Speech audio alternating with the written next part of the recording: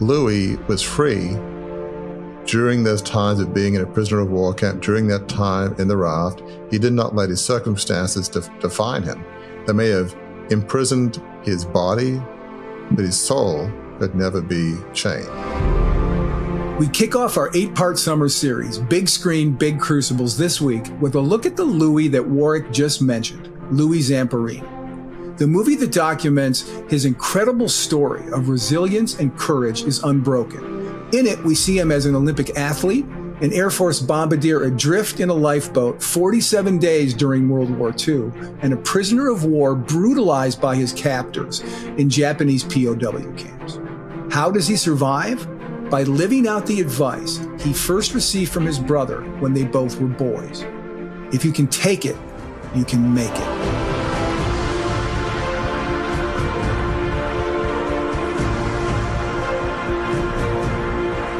Well, folks, we are back doing something that we love. This is the first episode of our 8-part summer series, which we're calling Big Screen, Big Crucibles. If that sounds familiar, it's because this is the third time Warwick and I have talked about movies as a jumping off point to discuss the crucibles that we all face. So for the next 8 weeks, we'll be taking a look at films that feature a wide variety of crucibles, insightful lessons that they can teach us about not only bouncing back from those crucibles, but on casting a vision for a life of significance. And our first film, we're both excited about. You should have been there. We should film sometimes the prep sessions because they're very, I mean, there's a lot of stuff that goes on there when we prepare for this. And Unbroken, if the episode is half as interesting as the prep session was, it's going to be really, really, really good. The movie came out in 2014. And what I'll do with every episode that we do of this series is I'll just read what in Hollywood is called the log line. That's a short synopsis of the movie. So here's the short synopsis, folks, of Unbroken. As a boy, Louie Zamperini is always in trouble. But with the help of his older brother, he turns his life around and channels his energy into running, later qualifying for the 1936 Olympics. When World War II breaks out, Louie enlists in the military. After his plane crashes in the Pacific, he survives an incredible 47 days adrift in a raft until his capture by the Japanese Navy. Sent to a POW camp, Louie becomes the favorite target of a particularly cruel prison commander. He ensures the unimaginable and yet finds it in his spirit to years later forgive his tormentor. He goes on to become a Christian and start a ministry helping people through life's most challenging circumstances. Wow, Warwick. That sounds like a good choice for the first episode of our series. So let me ask you this question before we dive into these crucibles of Louie's, and how he overcame them, and what his actions can teach us about our own crucibles. Why movies? Again, this is the third time. We've gone into the cinema for our summer series. What are you hoping our listeners and viewers get from our discussions here? Yeah, Gary, we both love movies, and we've enjoyed looking at movies over the last couple of years or so beyond the Crucible. And movies typically portray a protagonist who's facing immense and significant challenges which they seek to overcome. So we've covered movie heroes, sports heroes, historical heroes. And last year we had a really fun time looking at movies from the American Film Institute's top 100 movies. Some really, truly great movies that we covered. This year we thought we'd look at movies that were focused on crucibles, where we had people who overcame significant crucibles to bounce back and lead a life of significance, a life on purpose dedicated to serving others. So we've had a lot of great movies that we've looked at. This year it was purely from the lens of what do we think are some of the greatest movies that show, immense crucibles that people found a way to overcome. And what's interesting about this, folks, is we're doing 8 movies in all. And in a previous life, this is just an interesting factoid and it may come out in some of the discussions. And in a previous life, I was a publicist in Hollywood for films. And 3 of the 8 movies, including this one, I worked on when I was publicizing films in Hollywood. So I may have some inside information, if you will, about some of the things that certainly from Unbroken, but from some of the other movies that we're going to cover as well. And just to show you, folks, that Gary is really, and together we're trying to pick some of the best Crucible movies. Originally in the list we were chatting about, that wasn't on Gary's list, Unbroken. As soon as I mentioned it, it's like, oh, wait, hang on. I worked on that movie. Of course we should have it. So it's not like Gary's deliberately trying to put every movie that he's worked on. It just, it just so happens. Thank you for that disclaimer. That is true. And it also shows that it's funny in watching the movie. I'll say this before we begin the discussion about what we saw in the movie. In watching the movie, there were scenes I forgot. I mean, I saw this movie like 8 times before it came out in various stages of being done.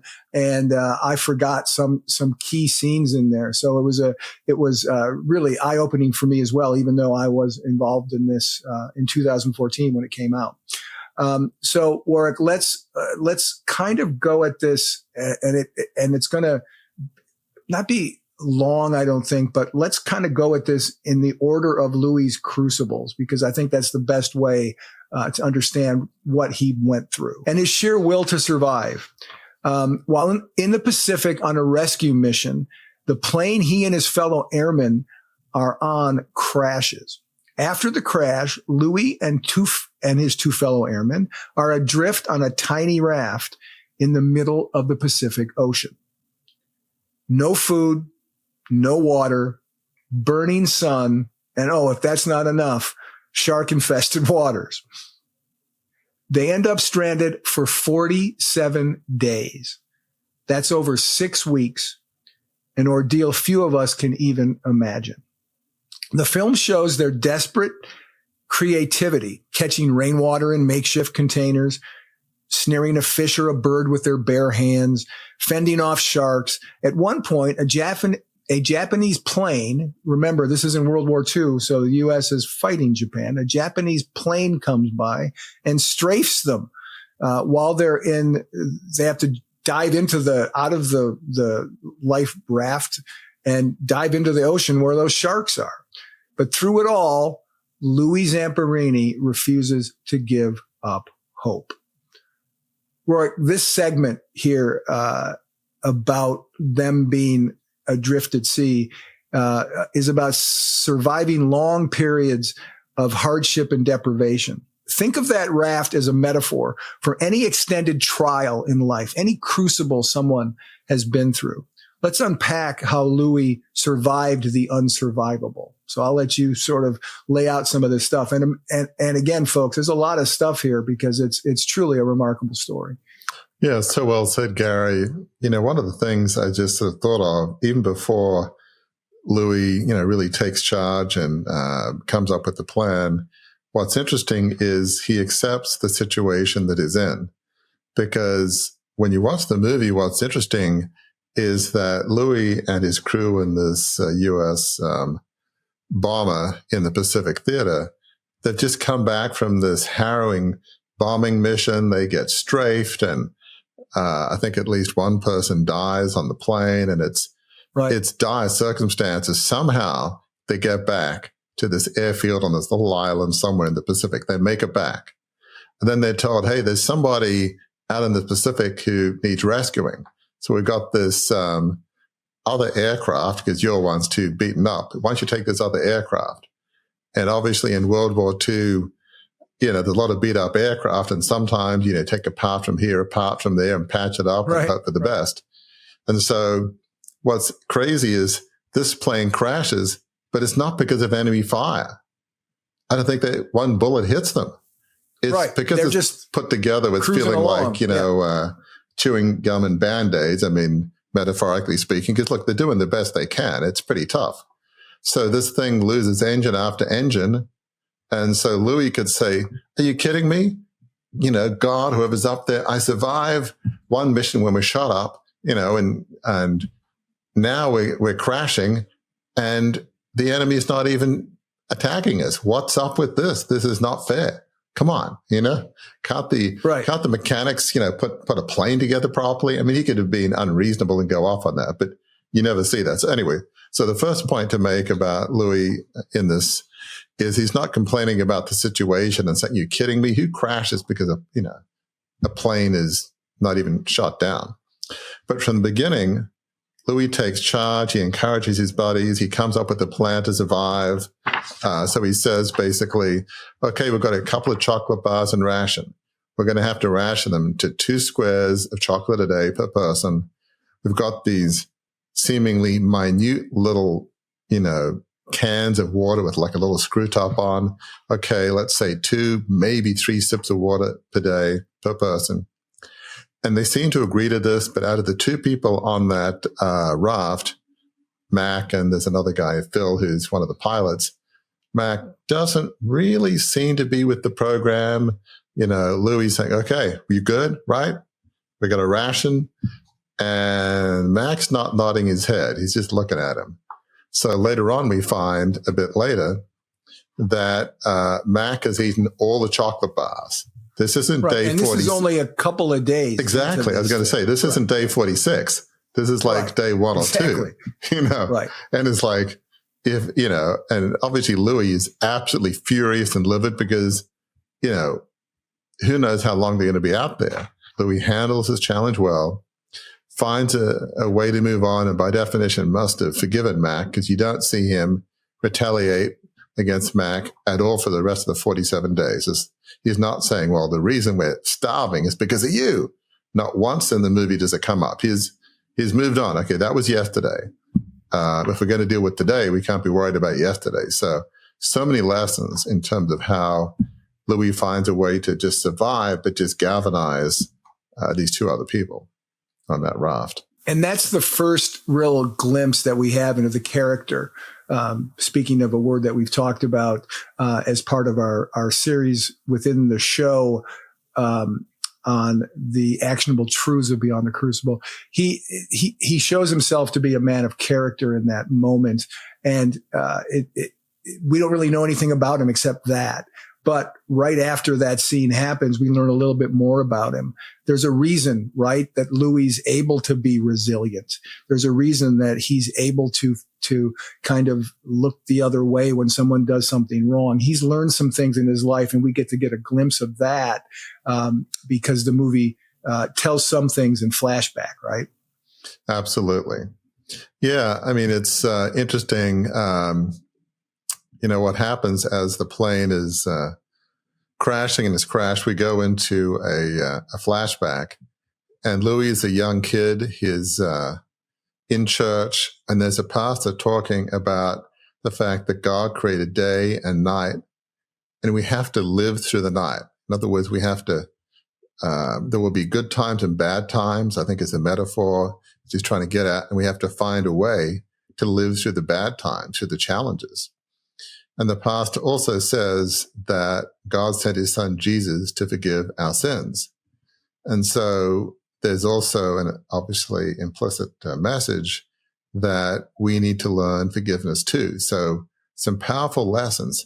Learn to deal with the challenges, learn to deal with the night, and learn to deal with forgiveness.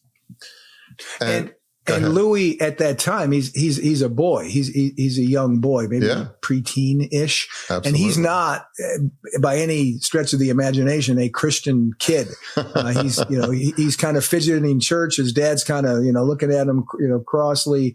I mean, this isn't something that Louie's hearing that really is soaking into his soul per se. He's just kind of hearing it, and it doesn't go in one ear and out the other, but I don't know that it gets stuck in his heart, but he does remember it. It's sort of seeds that will, come to life later on. But yes, it's not really changing his life too much at the moment. But we also see from the very beginning that he has challenges. He is from an Italian-American family. His parents, certainly his mother, doesn't seem to speak much of any English.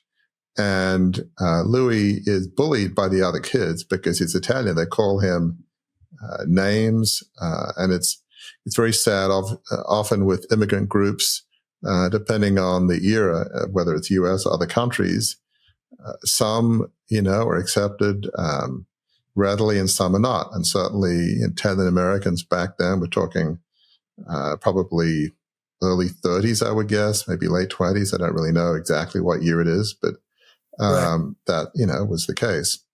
And so one of the things we see is clearly his mother has a very strong faith, because you see her in the house praying for Louie, because, Louie does tend to act up and, gets bullied. And so he certainly, Louie needed to find a way to get beyond bullying and not let that define him.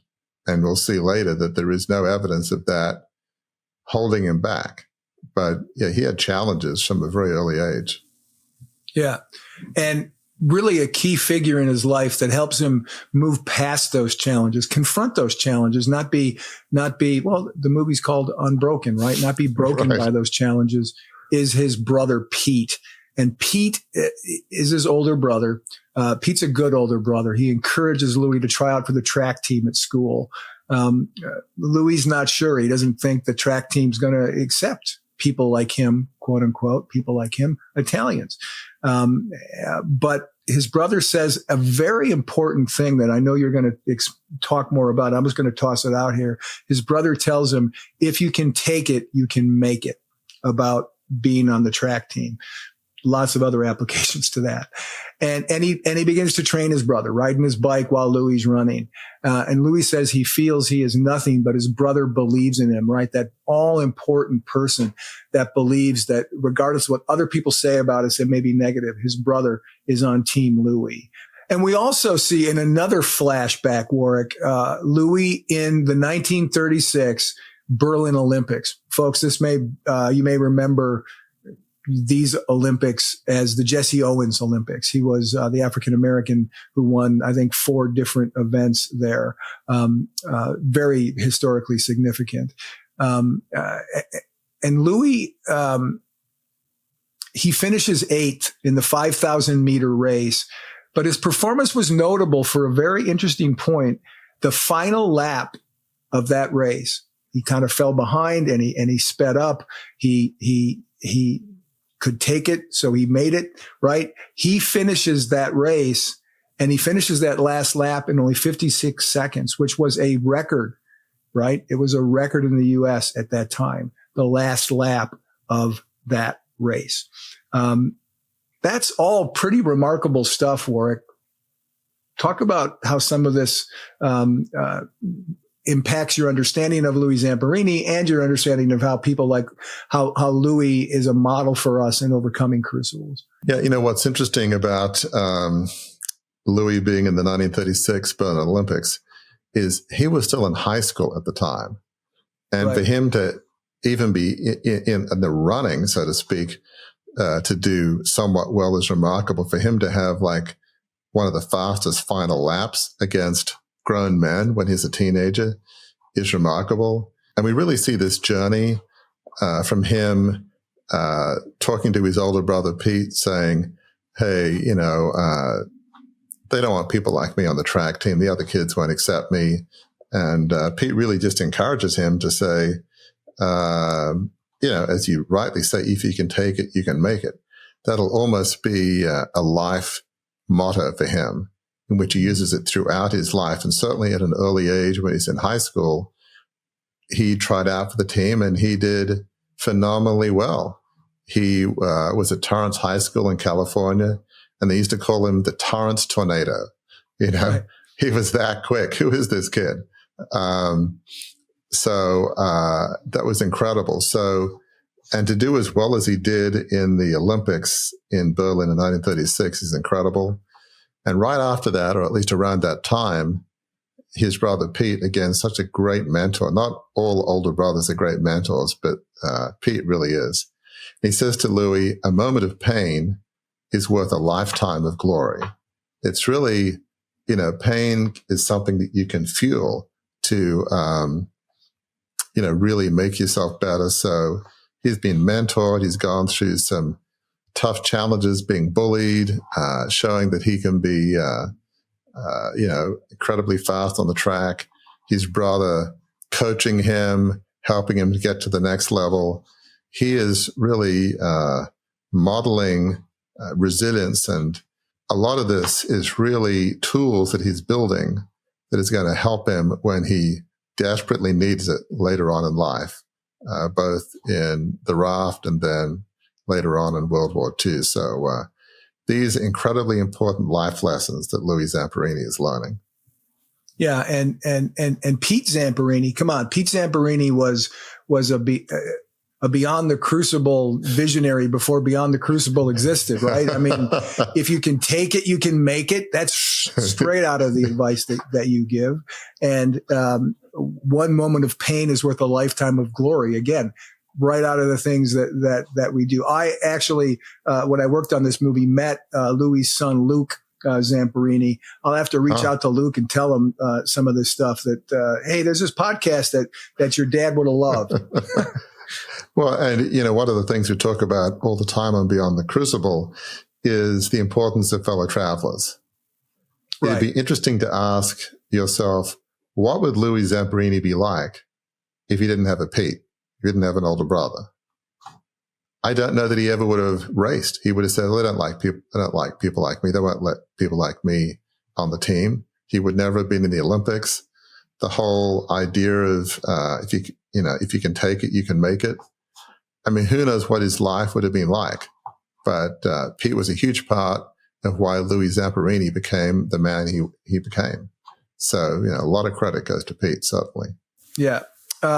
So let's go back to the raft. Louie and his two fellow servicemen drift day after day under the brutal sun. As we said, at one point, Mac, the companion who just couldn't control himself and ate all the chocolate bars, he passes away, and they give him a very sweet sort of burial at sea.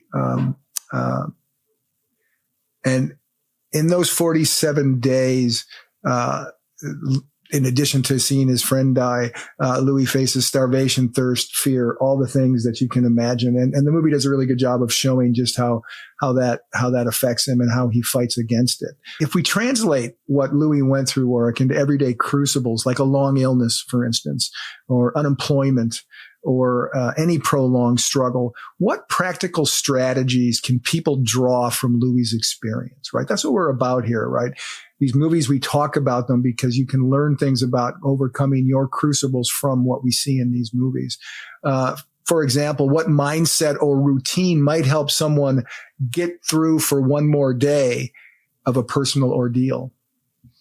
Yeah, I think Louie Zamperini teaches us two huge things. You have to have hope, and you have to have a plan. Each day, Louis had hope, despite the fact that, as far as they knew, the record for surviving on a raft was 21 days. This would end up being 47. Can you imagine at like day 24, 29, 35? It's like, how can you have hope at that point? I think most people, many would certainly say, there is no hope. We're beyond 21. We're going to die. It's just a question of, is it going to be today or tomorrow? It won't be 2 days from now. It'll be today or tomorrow. You could have that mindset. But that wasn't Louie Zamperini.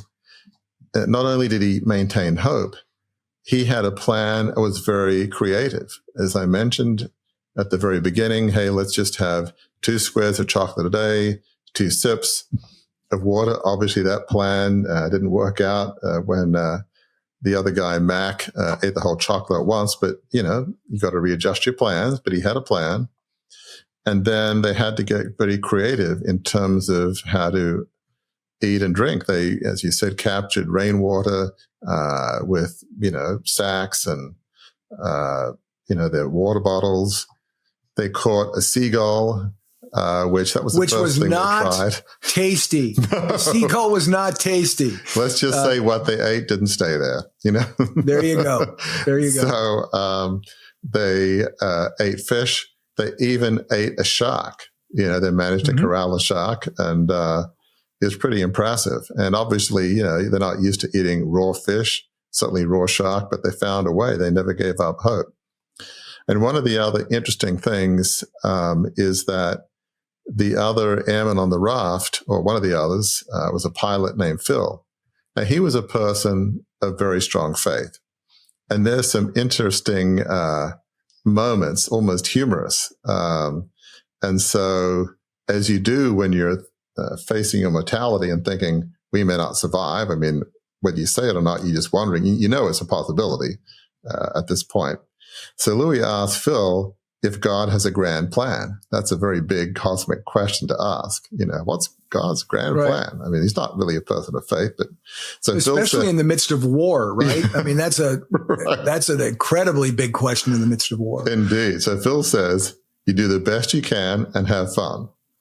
And when you die, the angel says, you can ask all the dumb questions now. Not something that I've typically heard in church, you know? When you die, now's the time to ask all those dumb questions. I don't know how good the theology was, but it's pretty humorous, I got to say. So then Louie makes this almost pact with God, and he says to God that if God rescues him, he'll give his whole life to God and will do anything he wants. And so we'll find out, you know, life and faith wasn't exactly very linear for Louie Zamperini, but at least that's somewhat of an indication that Louie is at least trying to make a turn. He's trying to have faith and God be a bit more important in his life. But yeah, I guess in summary, you got to have hope, you got to have a plan. And Louie's not quite there yet, but having some kind of faith that fuels the hope is certainly helpful. Yeah, for sure. As we talk about here all the time. So surviving by day by day and holding on to hope, Louie showed us that even in a tiny raft in a big ocean, the human spirit can endure more than we think. Huge message of this movie. But surviving the ocean was just the beginning, if you can believe it, folks. That's not even the halfway point of the movie, really, surviving the ocean. After those 47 days, Louie's crucible only deepened. He was rescued by the enemy, which, newsflash, isn't really being rescued. I mean, it's being rescued from your immediate peril, floating amongst sharks in the ocean, but you're rescued by the enemy, and they're a vicious enemy. After those 47 days, he's faced now with a very different kind of trial. Louie survives the unspeakable at sea, only to land in an even harsher set of circumstances. 2 years in Japanese prison camps. In Unbroken, we see how Louie and other POWs survive beatings, starvation, and humiliation daily. One guard in particular, Matsuhiro Watanabe, nicknamed the Bird by the prisoners, singles out Louie. He cannot stand that Louie is an Olympic athlete and a war hero, and he doesn't like the fact that, try as he might, he can't break Louie's spirit. Or Louie's treatment in the POW camp was beyond horrific. Watanabe tried everything to crush him. What struck you about Louie's mental and emotional strength during this avalanche of mistreatment that he experienced? Yeah, you know, from the moment that Louie is captured, he's first taken to some remote island. He's put in this hole. He's beaten, tortured. You know, there's just glimmers of light coming out. At one point, he's taken out and beaten by the soldiers and interrogated. And at one point, he and this other airman, Phil, they look like they're being brought out to be executed. They're forced to kneel and then undressed naked. And Louie at first resists to kneeling, and they beat him down until he kneels. And they're assuming this is going to be it. But then it turns out it's not it. And they're taken to Tokyo in Japan on a ship. So here they are traveling in a truck through Tokyo. At this point, I think they're separated, Louie and Phil. And the truck that Louie's in is going through Tokyo. And Louie says that he had hoped to race in the 1940 Olympics in Tokyo, because that's when they were slated. And one of the challenges, and if you're not tragedies, is Louie never gets to race in another Olympics because the 1940 and 44 Olympics were canceled because of World War II. So he's having this wistful moment. It's like, this is Tokyo. I was hoping to race here in 1940 and didn't happen. And he might have had a much better shot being 4 years older. So now he's in this prisoner of war camp. And as you mentioned, the guy seemingly in charge, at least over this group, was Corporal Watanabe. Watanabe says to the prisoners that they are enemies of Japan and they will be treated accordingly. Those are very ominous words. You will be treated accordingly. Now, we learn that Watanabe grew up in a wealthy family and wanted to be an officer, but he didn't make it. I think one of the senior prisoners of war spoke some Japanese, and so he was able to, figure out some of this from, the guards and chatter. And so clearly it seemed like Watanabe had a chip on his shoulder, and he was going to take out this chip that he had of feeling like he's not achieving maybe what his family expected of him. But he was going to take it out on the prisoners, and especially Louie Zamperini. At one point, Louie says he's going to kill Watanabe. He'd kind of had it. And the senior U.S. officer at the camp says, the way you win is by surviving the war. And at that point, Louie recalls the words of his brother. If he can take it, he can make it. And so he was going to have to take a lot of brutality and beatings from Watanabe. And he did take it. And it's interesting, Warwick, when they first meet, when Watanabe first confronts Louie in the camp, he, gets right in his face and he tells him, look at me, right? He tells him, he commands him to look at him, and Louie won't do it, can't do it, doesn't want to do it. And that exchange will play out as this movie carries on. This idea that Watanabe wants to break him down by having him stare into his eyes and sort of force his will on him through eye contact and through intimidation. That will play out, folks. Put a pin in this one. We'll come back to it in a few minutes because you'll see how that all plays out. But that was to your point, shows how he singled Louie out from the beginning. Yeah, so well said. And at one point, amidst all this torture and deprivation, Louie obviously is somewhat well known, being an Olympic athlete. He is taken to this Japanese radio station. It looks all very swank with, very well furnished place, beautiful architecture and all. And he's being asked to tell the world that he's okay, and that just to give some words to his family. So he's willing to do that. Hey, I'm okay, and express love to his, brother and family. And he's eating in a beautiful cafeteria. Some of the folks at the Japanese radio station, they come up to him and they basically say, in not so many words, we want you to lie on radio, just spout forth what we want you to say. And there was some things like that. I think from memory, there was a woman by the name of Tokyo Rose who would, I don't know if she was American, but certainly had like an American kind of accent and would really try to, through propaganda, just sort of beat down the Americans and allies in the Pacific theater in World War II. And there was a German equivalent in the European theater. So they probably wanted him to be, this kind of figure, an Olympic athlete spouting propaganda for Japan. I mean, that's a great PR move if you're Japan in the midst of World War II. Well, obviously, Louie Zamperini wouldn't have any of it, even though he realized he would have good food and good conditions. So he went back to the prisoner of war camp, and Watanabe just continues. He wants to teach Louie respect. And so in one scene, he has each prisoner being forced to punch Louie in the face.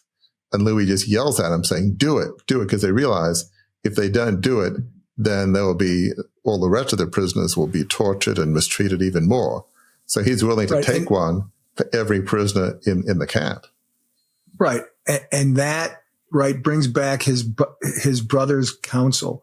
If you can take it, he's willing to take one. You just said it. If you can take it, you can make it. And he lives through that as each man walks up and socks him in the face. It almost sounds biblical. One man taking all this pain for the sake of others. Ironically, I don't know that he was probably thinking that, but it does make you think that. So then later on, we see that Louie is taken by train through snow-covered mountains to another camp. And just when you think like, hey, at least I've got out of this camp, lo and behold, we found Watanabe, who's been promoted from a corporal to a sergeant. He's at that camp and seemingly in charge of them. And at this camp, what they're doing is this back-breaking work of lifting these heavy baskets full of coal onto these barges, one after another. I mean, they're just covered in soot and coal dust. It's just, it's torture of a different kind. It's back-breaking work of hauling coal into the barges. Yeah. And there is a pivotal scene that comes after this, Warwick. It's one of the most moving ones in the entire film, one of the most inspiring ones in the entire film. So let's take a look at that scene and listen to that scene right now.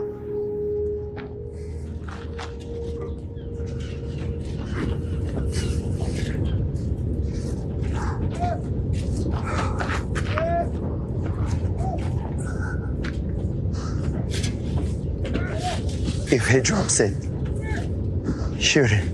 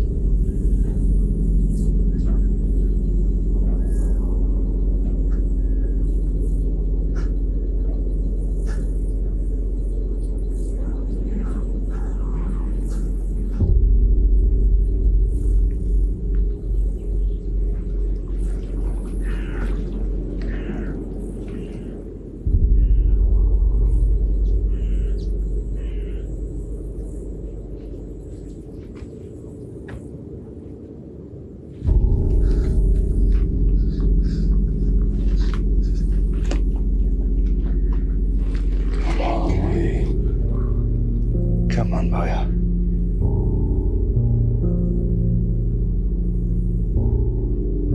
Come on, Louie.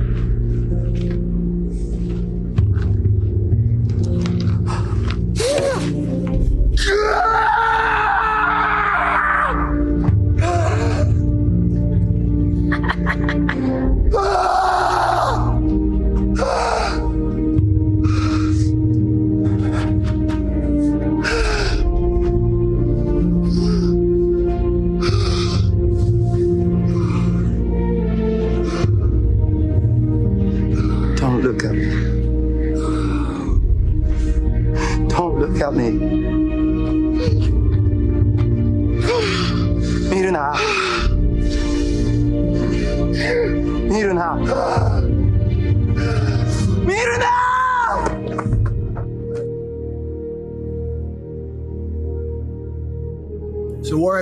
You've seen that scene more than once over the years. What's your reaction to it in the context of what we're talking about here for the podcast? Yeah, I mean, this is such a powerful scene. There's been this battle, this war of wills between Watanabe and Louie Zamperini. And Watanabe is attempting to break Louie. As we see in that clip, he says, you keep holding up that heavy beam, and if you drop it, he tells the soldiers, shoot him. I mean, it's pretty clear. He is hoping that Louie just can't take it, gives up, drops the beam, and that, I guess, Watanabe is hoping the soldiers will actually do what he tells them to and shoot him. He wants to win. This is the final moment of victory. He feels like that victory is within his grasp. I mean, surely... Particularly that the war is slipping away from Japan, too. So I've got to believe he's really thinking, this is my chance to win something big out of this. Oh, absolutely. Here's Louie Zamperini. He's been tortured and beaten, and he's just been worn down by just hauling these baskets of coal. And, he finally just drops it. He's exhausted, and then he has to go through this whole hold up the beam episode.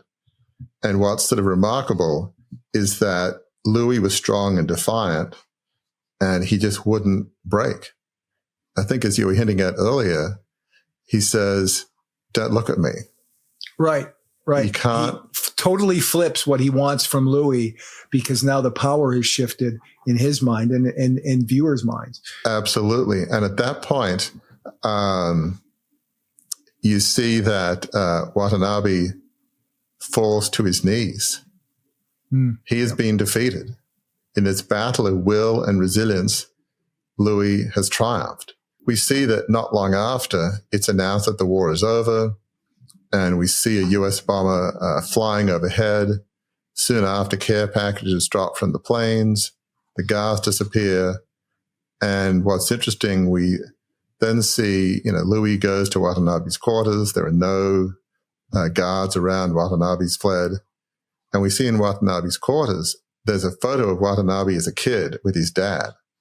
And his dad looks like a military officer. So it's just sort of emblematic of, look at this famous father who's done well, and Watanabe really hasn't. And then towards the end of the movie, we see Louie, gets off a plane, is, back in the U.S. He's back home. He hugs his parents. He hugs his brother. He's survived. He's survived the war. He's survived everything that Watanabe, threw at him. It's remarkable. And that scene with Watanabe, of Louie seeing his picture, going up into Watanabe's office and seeing that picture right before then Louie goes home and sees his parents.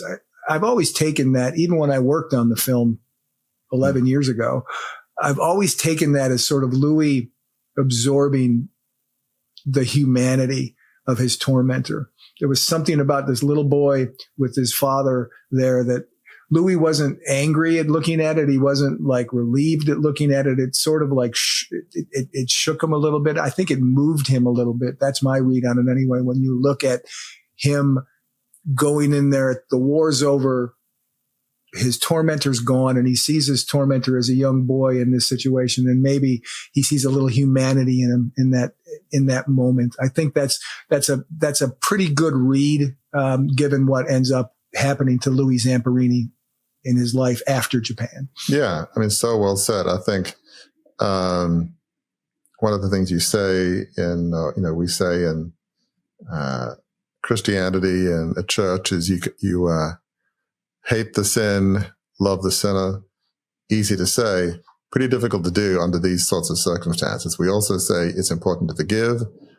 That doesn't mean condoning, the behavior of people like Watanabe at all. But to see the humanity in him, maybe that was part of the journey of forgiveness that we'd find that Louie was on. But even people who've done horrific things to you, you might think what they did is unconscionable and horrific. but to see the humanity behind them doesn't mean you condone a thing, but I think it ultimately is helpful. You got to see people as human, even some of the people that we think are the worst in the world. It is helpful. Right. Right. So enduring injustice often means suffering without immediate retaliation or remedy. From Louie's experience, what advice would you give to someone in a situation where they have to, quote unquote, survive mistreatment?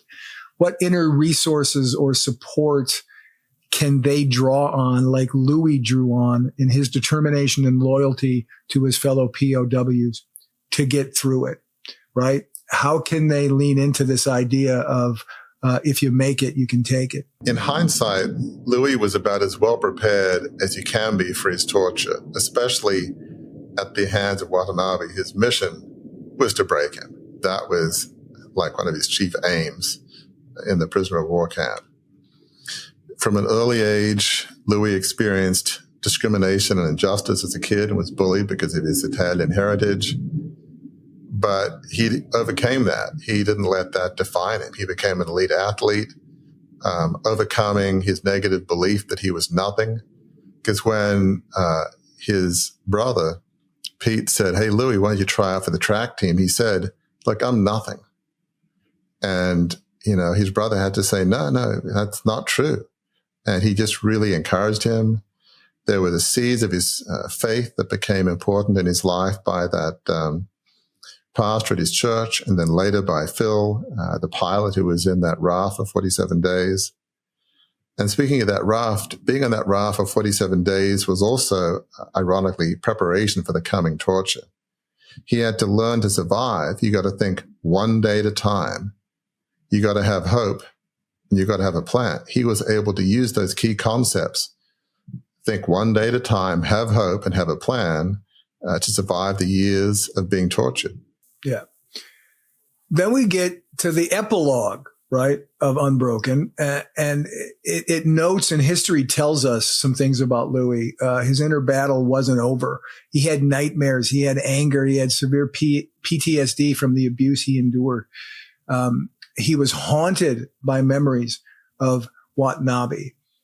It would have been easy, even natural for Louie to live out his days consumed by bitterness and hatred for his former captors. And yet, and this is the remarkable part, remarkably, he chose forgiveness.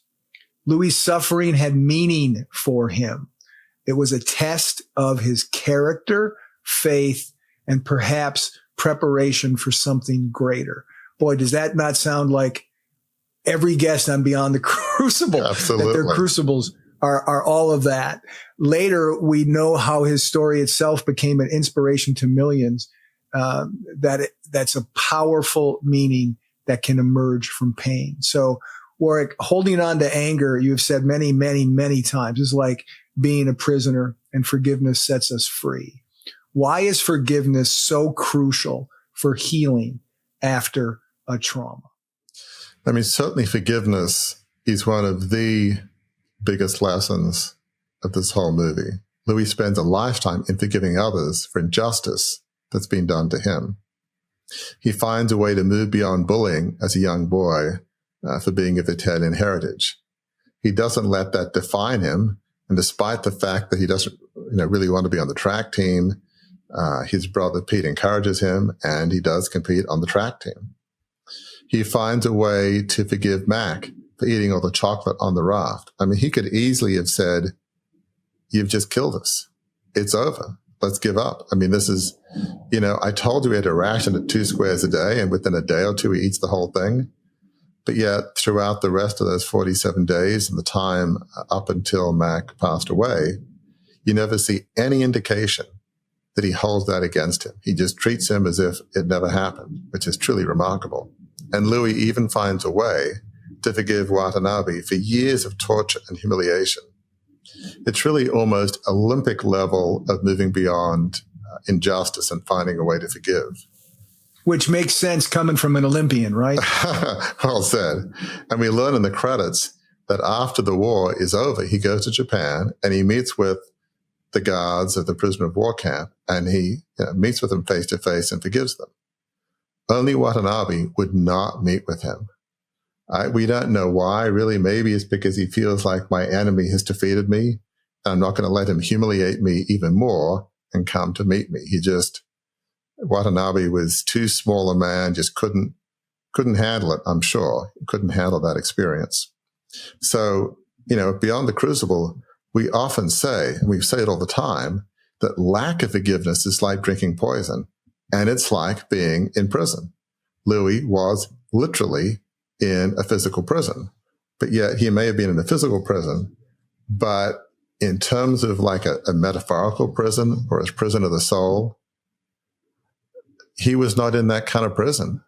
Louie was free during those times of being in a prisoner of war camp, during that time in the raft. He did not let his circumstances define him. They may have imprisoned his body, but his soul could never be chained. And even when in that key moment of the movie is forced to lift that beam, he was still free. His spirit was not chained at all. So again, we say all the time that forgiveness does not mean condoning injustice. Certainly the kind of injustice that Louie faced. I mean, that's about as bad as it gets, that just torture over years.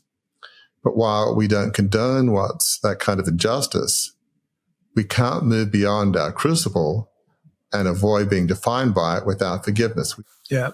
We're not quite done yet, folks. There's title cards that come after the credits. From those title cards, we learn that Louie returned to the Winter Olympics in Japan in 1998 and ran a leg with the Olympic torch. Ironically, probably not ironically, probably, as you said, Warwick, as we were talking about this, probably very intentionally, very near the prisoner of war camp that he was at. He went on to marry and start a family. As I mentioned, I'm blessed to have met and become friends with his son, Luke. And he founded a camp for troubled boys called Victory Boys Camp, using his story to help young people find the right path. And he also became a sought-after inspirational speaker, sharing his message of forgiveness and resilience. All this stuff, and again, I'm going to use my perspective from having worked on this movie in Hollywood in 2014. All of this didn't fit into the full movie because, right, you learn in Hollywood, movies have 3 acts. Here's the problem. The challenge, not a problem. The excellent, wonderful challenge about Louie Zamperini's life. It had 4 acts. It had the Olympics. It had being adrift at sea during the war. And it had prisoner of war camps. But it also had at the end of that 4th act. That 4th act was forgiveness. That 4th act was starting a family. And it was one other thing that we've hinted at a little bit throughout this entire episode, and that is, right, Louie, when he was a kid, there's that flashback to the preacher in his church, and his friend, his fellow airman on the boat, who he asked some questions about God. One of the things that I was responsible for, ironically, and I'm proud of it, mostly because as a Christian, it was a great opportunity to do this. Angelina Jolie, who directed the movie, was the one who, it's 3 acts. You got to do 3 acts. It's a great movie in 3 acts. She couldn't get to the 4th act. But we, the firm I worked for, spoke with her, and we got a title card put at the end of the movie that said this. I'm going to hold it up right here so you can see it. I actually took a picture of it when I watched the movie. And here's what the title card, the last title card reads on the film. After years of severe post-traumatic stress, Louie made good on his promise to serve God, a decision he credited with saving his life. And that's really where Louie's story lands in the 4th act, which there is, by the way, there is a second movie that was made that does all the stuff that we're talking about here, called Unbroken 2, I believe. So if you want to check that out, check that out. But Warwick, for folks who've been listening and watching and might feel like their Crucible experiences have ruined their life, or left them aimless, what lessons can we learn and apply to help us come back from our crucibles from Louie's story? Yeah, Louie Zamperini's life is a story of resilience and refusing to be broken. He is indeed truly unbroken.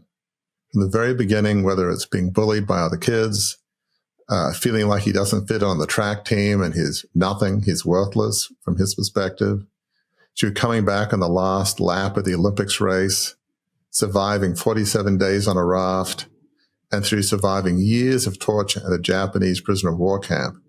Louie never gives up. Louie never gives in.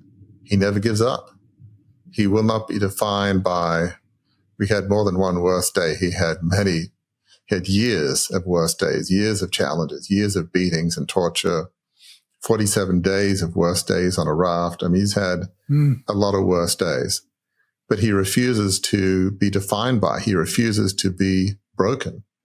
So I think that Louie shows us that the key to survival within our spirit and soul is resilience, hope, faith, having a plan, and taking life one day at a time. And we see those kind of kernels of faith that maybe were laid when he was in church as a boy, and then by this fellow airman in the life raft, and his initial conversation saying, look, if I survive, I'm going to, follow you, Lord, and, follow your plan for my life. I mean, it took a while, and he had, as you mentioned, PTSD and challenges after the war, as I'm sure many people who fought in World War II and other wars have had. But through all of those circumstances, some in the movie, some in the second movie, he never let them break him. And really, I think the key lesson that we can learn is every day we have a choice. Are we going to be broken or unbroken? Are we going to be defined by that day, which may be an incredibly tough day, it may be the worst day of our life? Or are we going to choose to say, I'm not going to let this day, I'm not going to let these circumstances defeat me.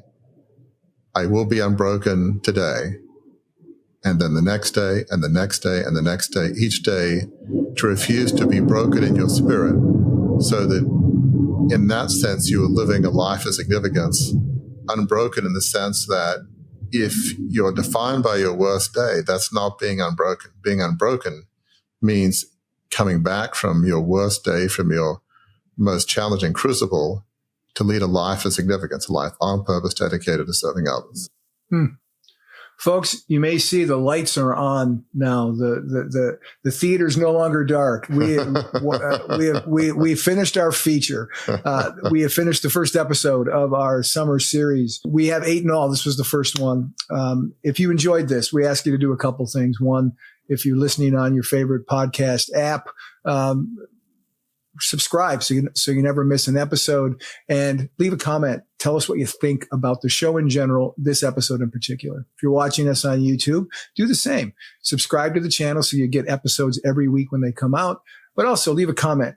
Tell us what you thought about this episode, because we really appreciate your feedback. And next week, we are going to move on. I'm going to run outside right after we finish this and put that up on the marquee. Our film next week that we're going to discuss is Hidden Figures. So until then, folks, save us an aisle seat.